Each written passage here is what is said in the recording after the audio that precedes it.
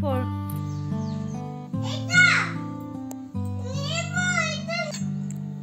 একটু ভাত খাও। কি পড়েছো মাম্মা তুমি? নমস্কার, কেমন আছেন সবাই? আমি মোনালিসা আর আমার নতুন ভিডিওতে আপনাদের সকলকে স্বাগত জানাই। এখন বাজে সকাল 8টা আর আমি চলে এসেছি ছাদে। সকালবেলায় ছাদে আসতে আমার খুব ভালোই লাগে। সকাল সকাল এই মনোরম প্রাকৃতিক দৃশ্য দেখতে কার না ভালো লাগে বলুন?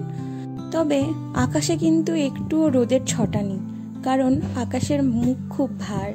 আজ বেশ কিছুদিন হলো এখন দেখছি সকাল সকাল আকাশের মুখ ভার, কেন জানি না। হয়তো পরিস্থিতির চাপে পড়ে প্রকৃতিও তার কাঁধে কাঁধ মিলিয়েছে যে তারও বিচার চাই। বিচার না করলে কিন্তু সেও এরকমভাবেই মুখ ভার করে থাকবে। আর চারিদিকটা দেখুন কত সুন্দর সবুজে সবুজ হয়ে আছে। এই না হলে কি প্রকৃতি?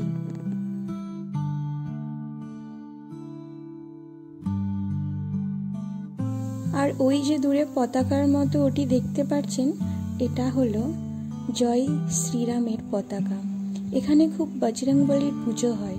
এখানের মানুষেরা বজরংবলীকে খুব মানেন, তাই এরকম একটি করে পতাকা প্রায় লোকের ঘরেই দেখা যায়। হাওয়ার তালে তালে পতাকাটি কি সুন্দর উঠছে বলুন। আর এই যে সকাল সকাল একজনের দেখা, ইনি হয়তো ঘাড় ঘুরিয়ে এদিক ওদিক লক্ষ্য করছেন কোন দিকে যাব, কোন দিকে খাবার খুঁজলে পাবো।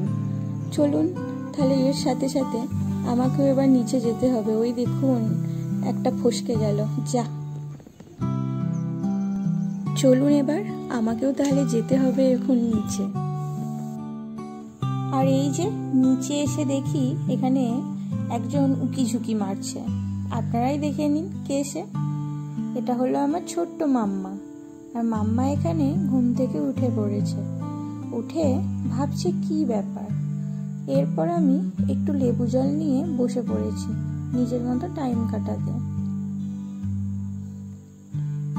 আর দেখুন চারিদিকে আকাশটা কি সুন্দর লাগছে, পুরোটাই জমকালো সবুজ।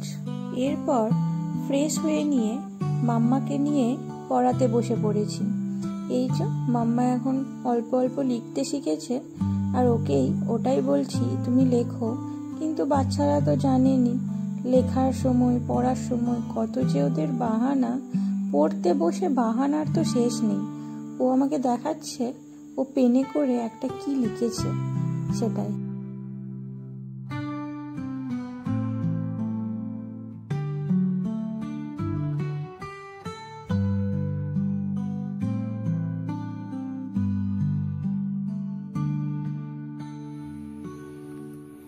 পড়বে না?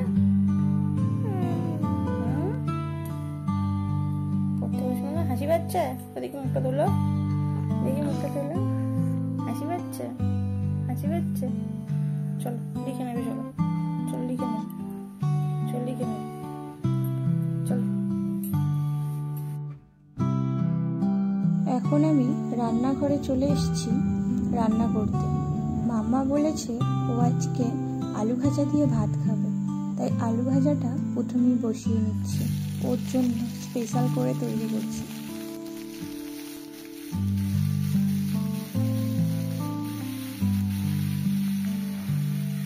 আর একটা জিনিস লক্ষ্য করবেন, বাচ্চাদের মন পছন্দ যদি কোনো খাবার আপনি দেন তো তারা খুব সহজেই খাবারটাকে খেয়ে নেয়, কোনো বায়না করে না।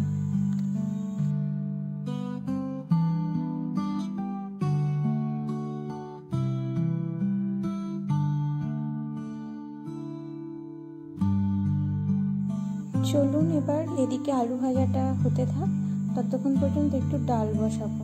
এই যা ডালের ডিপে একবারে খালি, ডাল বাড়ান তো। চলুন ডালটা ঢেলে নিই। তো আমি এখানে মুসুর ডাল সিদ্ধ করব, আর মুসুর ডাল তাই ঢেলে নিচ্ছি কৌটোতে। আমি এটা অনলাইন থেকে একটা ফরচুনের মুসুর ডালের প্যাকেট অর্ডার করেছিলাম।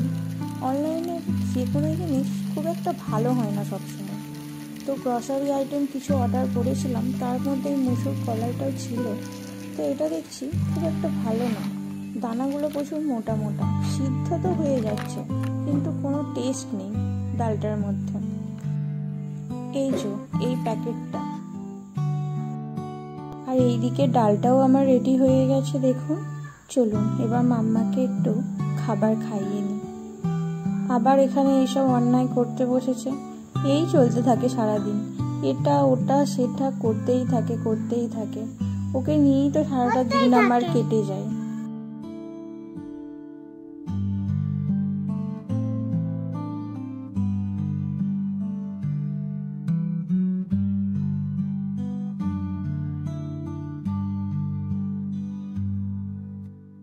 এই যে এবার এক যুদ্ধে নামতে হয়েছে। খাবার খেতে হলেই বাচ্চাদের সমস্যা। আমি বেশিরভাগ বাচ্চাদেরকেই দেখেছি খাবার খাওয়া নিয়ে মায়েদের সাথে প্রচুর ঝামেলা। মিশু আগে ভালো ছিল, ছোটবেলাতে খুব সুন্দর তাড়াতাড়ি খাবার খেয়ে নিত। আসলে ওর সামনে একটু যদি কার্টুন বা টিভি চালিয়ে দেওয়া হতো ও খুব ঝটপট খাবার খেয়ে নিত। কিন্তু এখন যত বড় হচ্ছে তত খাবার নিয়ে এত ঝামেলা আপনারা চিন্তা করতে পারবেন না। তাই 4 বেলা খাওয়াতে আমার পরেশান হয়ে যাই আমি। কিভাবে যে ওকে হ্যান্ডেল করি সে একমাত্র আমিই জানি। এমনিতে ও কোনো লিকুইড খাবার খেতে এত বায়না করে না, দুধ জুস এগুলো খেতেও খুব পছন্দ করে, কিন্তু আবার জল খেতে পছন্দ করে না।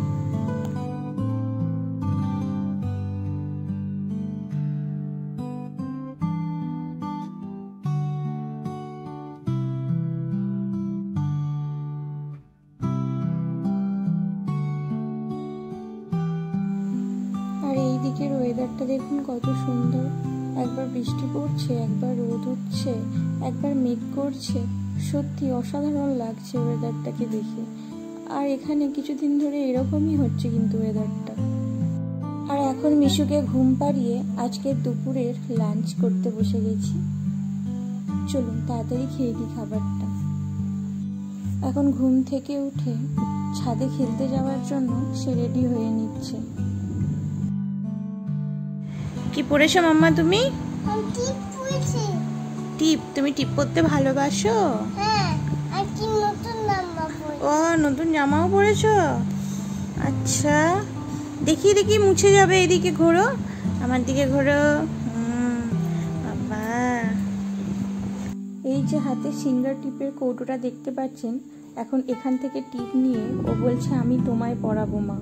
তাই দেখুন কেমন পরিয়ে দিচ্ছে আমাকে টিপটা।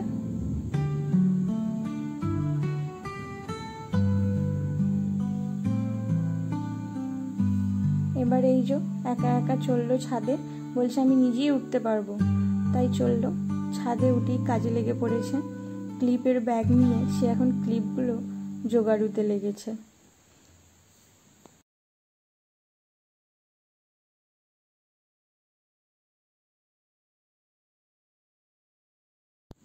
এটা হলো ইউটিউবের আমার ফার্স্ট ব্লগ। যদি ভিডিওটা ভালো লেগে থাকে তাহলে অবশ্যই কমেন্টে জানাবেন, আর লাইক, সাবস্ক্রাইব আর শেয়ার করতে ভুলবেন না। তাহলে এখনকার মতো টাটা।